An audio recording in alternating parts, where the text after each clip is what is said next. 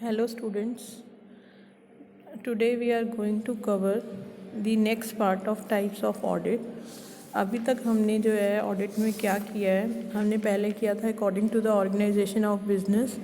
There were 4 types: statutory audit, private audit, government audit, internal audit. Then we started according to practicality and we classified audit into different categories according to practicality. First one was complete audit. Complete audit का मतलब क्या था कि हम सारी की सारी audit करते हैं, हर ट्रांजैक्शन, हर इवेंट, हर बुक, हर वाउचर, सब चीज़ों को हम ऑडिट करते हैं. पार्शियल में था कि हम कुछ सिलेक्टेड बुक्स को ही सिर्फ ऑडिट करते हैं. ये दोनों जो है अपने आप में कंप्लीट और पार्शियल आपस में एक ऑपोजिट ऑडिट्स हैं. जैसे हम कैटेगरी करते हैं तो on the basis of completeness अगर हम बात करें तो कंप्लीट और partial. Then another two continuous and periodical, ये आपस में इंटरकनेक्टेड हैं. कॉन्टीन्यूस ऑडिट क्या है कि जो through out the financial year हमारी ऑडिट चलती रहती है. थर्ड टाइप तक हमने पिछली प्रेजेंटेशन में कवर किया था. Now we are going to cover the next periodical audit, annual audit or the final audit. As the name suggests itself, periodical audit क्या है कि एक बार फाइनेंशियल ईयर जब ख़त्म हो जाता है हम सिर्फ उसके बाद ही अपने अकाउंट्स की चेकिंग करनी शुरू करते हैं. That is why it is called periodical audit. After a certain period of time we conduct an audit, and it is called annual audit because it is generally done at the end of the financial year. That is why it is also called the final audit. Then we can discuss the suitability of periodical audit. Periodical audit is suitable when the businesses are small. If the size of business is large, then we have to go for continuous audit since number of transactions books are large. But when number of transactions are not too many, then we may go for periodical audit. Then is interim accounts are not required. हमने जैसे किया था continuous audit में कि कई बार क्या होता है कुछ business organizations या कुछ institutions को बहुत short notice पे अपने accounts जो हैं वो ready करने होते हैं. पर दूसरी तरफ कुछ ऑर्गेनाइजेशंस ऐसे भी हैं जिनको इंटरिम अकाउंट्स की कोई ज़रूरत नहीं होती. जहाँ पर इंटरिम अकाउंट्स की रिक्वायरमेंट नहीं है वहाँ पर हम पीरियोडिकल ऑडिट यूज़ कर सकते हैं.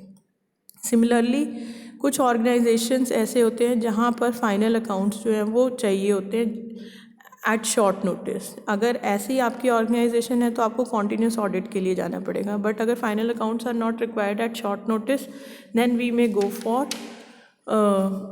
Periodical audit. सिमिलरली अगर हमारी ऑर्गेनाइजेशन का इंटरनल चेकिंग सिस्टम बहुत साउंड है, स्ट्रॉन्ग है, सेटिस्फैक्ट्री है तो हम पीरियोडिकल ऑडिट की तरफ जा सकते हैं. बट अगर हमने कॉन्टीन्यूस ऑडिट में किया था कि अगर हमारी इंटरनल चेकिंग सिस्टम सेटिस्फैक्ट्री नहीं है तो we have to go for continuous audit.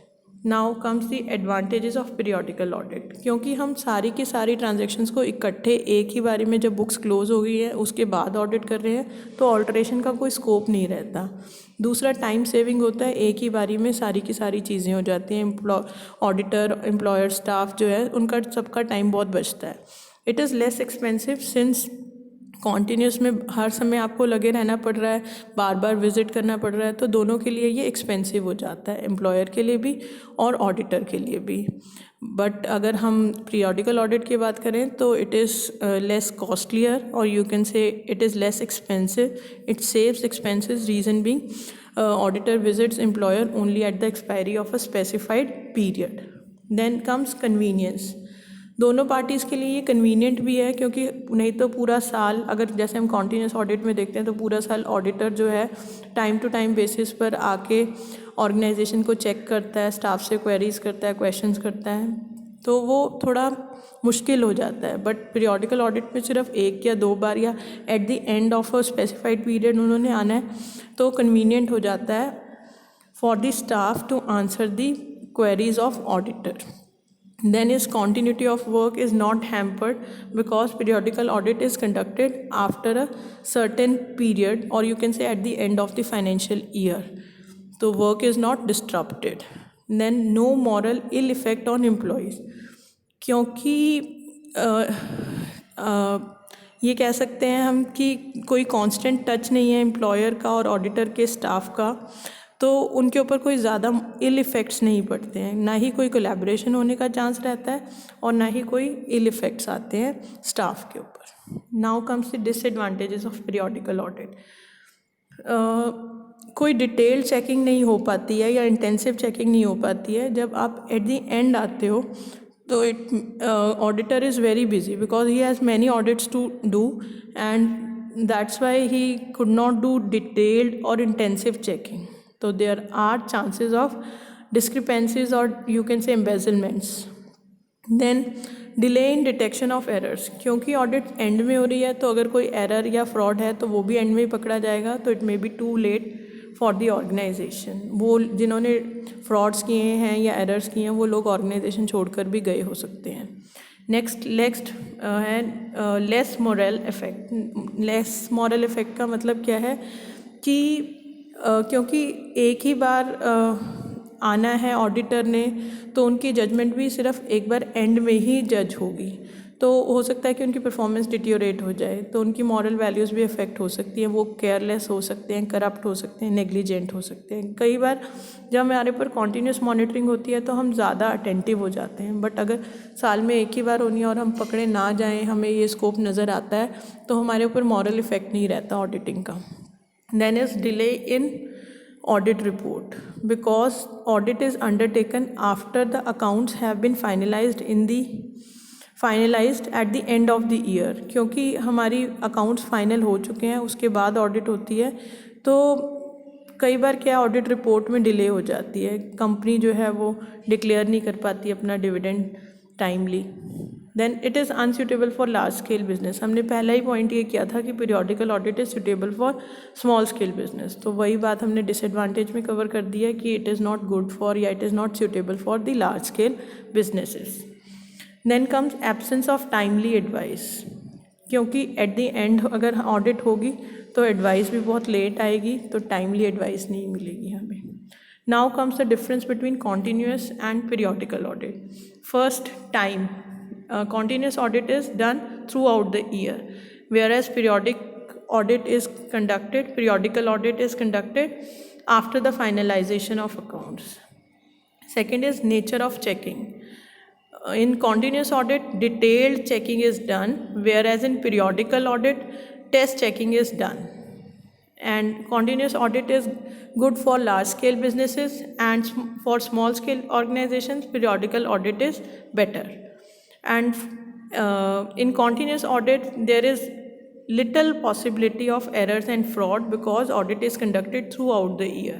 In periodical audit there is more possibility of errors and frauds, and they may go undetected as well.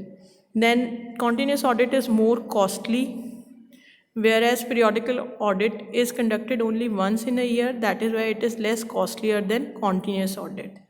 Moral effects are more in case of continuous audit, and in periodical audit lesser moral effects go on to the employees. Continuous audit is completed at the end of the financial year, whereas periodical audit takes time even after the end of financial year. Employees of the auditor and employees of the organization which is to be audited may collude themselves because they are meeting on routine basis in continuous audit. But in periodical audit there is lesser probability, or you can say low possibility of collusion of auditor staff and the organization staff. Then suggestions come time to time in continuous audit, whereas in periodical audit auditor can make suggestions only after the end of the financial year, or you can say he do not make much suggestions. Reason being, everything is completed now, so he is not interested in making suggestions as well. When somebody comes on routine basis or on regular or irregular throughout the year, then he goes for intensive checking. That is why he gets many suggestions also. But in periodical audit, auditor comes at the end, so he is not doing any intensive checking, so he does not make suggestions. Thank you.